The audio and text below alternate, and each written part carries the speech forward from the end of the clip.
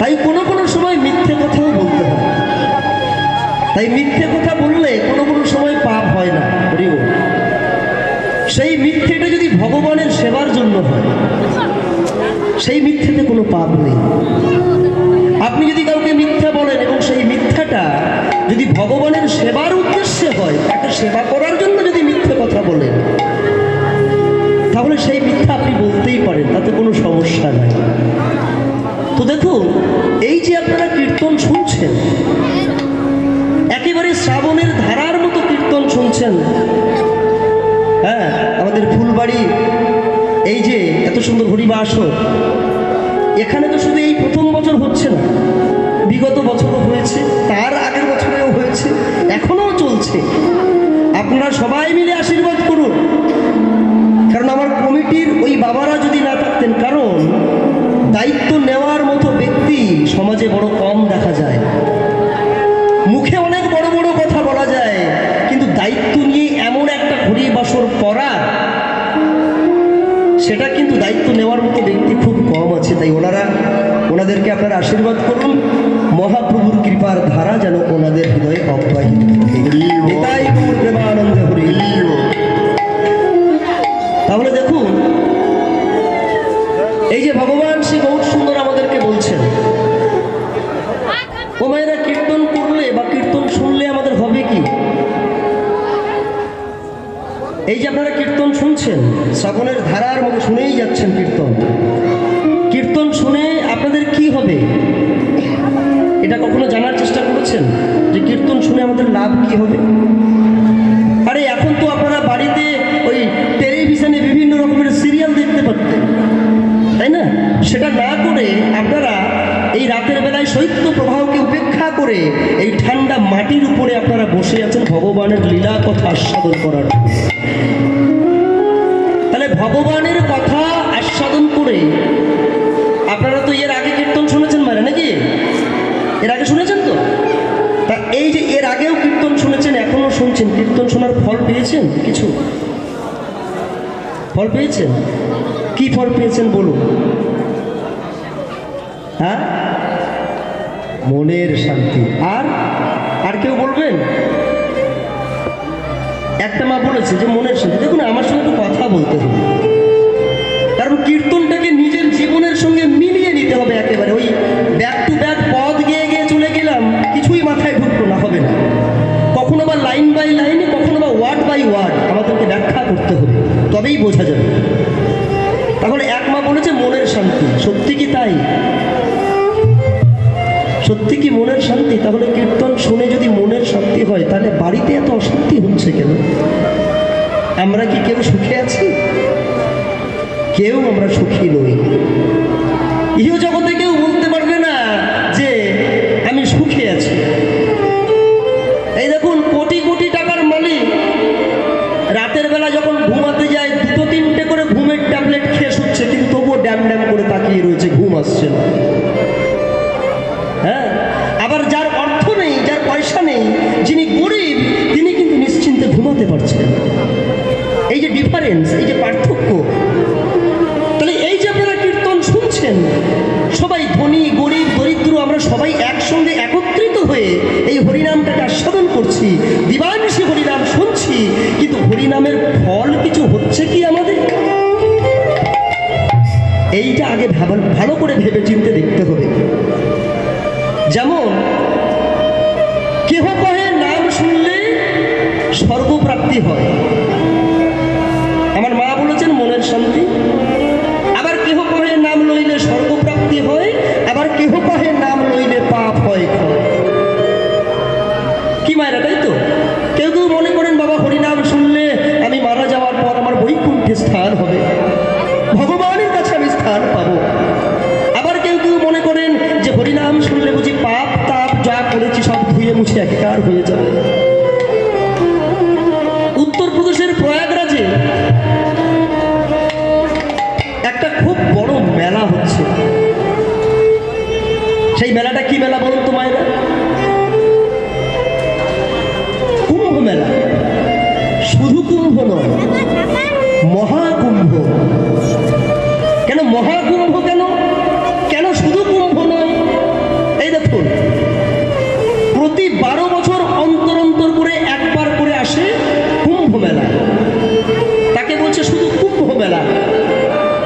প্রতি 6 বছর অন্তর অন্তর করে একবার করে আসে, তাকে বলছে অর্ধকুম্ভ। আর এখন যে মেলাটি হচ্ছে এটা হচ্ছে মহাকুম্ভ। এটা কত বছর অন্তর করে আসে কেউ জানেন? 144 বছর অন্তর অন্তর করে একবার। 144 বছর কেন? 12 বছর অন্তর অন্তর করে হচ্ছে, কিন্তু সেটাকে মহাকুম্ভ বলা যাবে না। 6 বছর অন্তর অন্তর করে হচ্ছে, সেটাকে মহাকুম্ভ বলা যাবে না। মহাকুম্ভ বলতে গেলে 144 বছর। এখানে যতজন আছেন, আমাদের মেঘালয়ে কেন, সারা ভারতবর্ষে যত মানুষ আছেন, আমরা পরম সৌভাগ্যবান বা সৌভাগ্যবতী যে আমাদের জীবনে এই মহাকুম্ভ মেলাটা আমরা দর্শন করতে পারলাম। সবাই হয়তো সেই আমাদের প্রয়াগরাজে যেতে পারিনি, কিন্তু আমরা অনেকেই ফেসবুক ইউটিউবের মাধ্যমে তো দর্শন করছি। কি ভাইরা, ফেসবুক খুললেই সেই প্রয়াগরাজের সেই পূর্ণ স্নান, সেই ত্রিবেণী সঙ্গম, সেই খবর আমরা দেখতে পাচ্ছি। হাজার হাজার ভক্ত, কোটিতে কোটিতে ভক্ত এসে সেই প্রয়াগরাজে ভিড় করছে। কেন ভাবতে হবে, একটু একটু চিন্তা করুন। কোটি কোটি মানুষ, কোটি কোটি ভক্ত প্রয়াগরাজে এসে পূর্ণ স্নান করছে। তাহলে 144 বছর কেন? কেন মহাকুম্ভ? দেখুন, আমরা বড় সৌভাগ্যবান। তাই এখনো যারা মহাকুম্ভে যাননি, 26শে ফেব্রুয়ারি পর্যন্ত পূর্ণ স্নান চলবে। কিছু কিছু তিথি আছে, তার মধ্যে সামনেই মাঘী পূর্ণিমা একটা তিথি।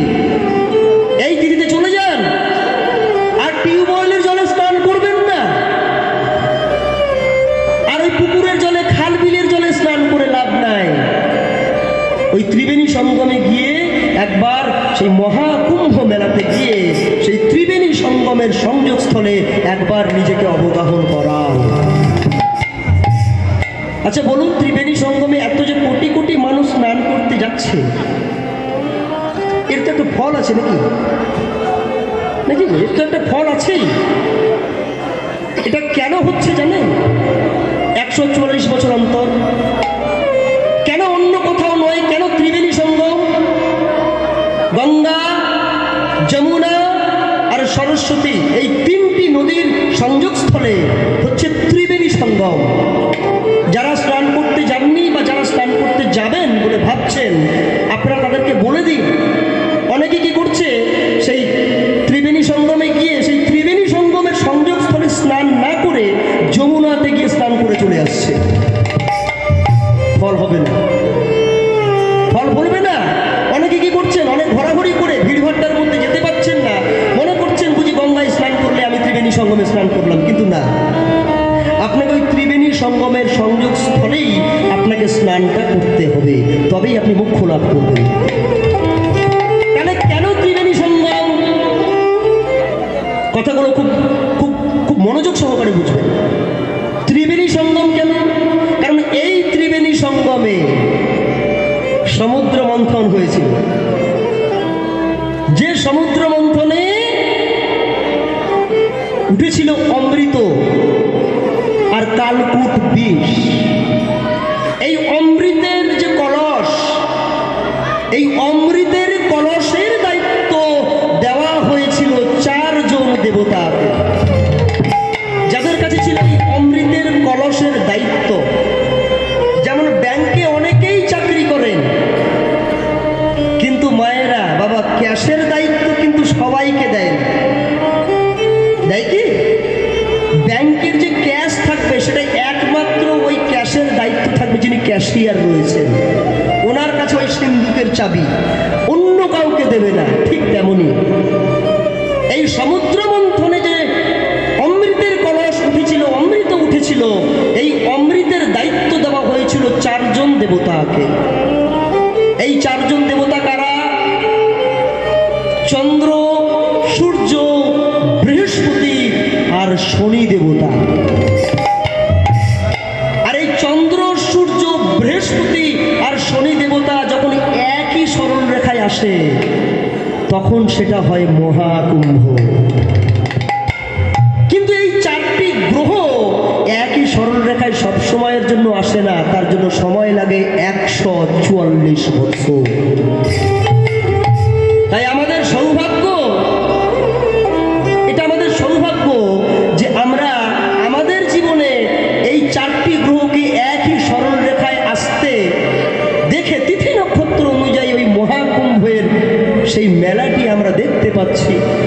গিয়ে হোক বা সোশ্যাল মিডিয়ার মাধ্যমে হোক।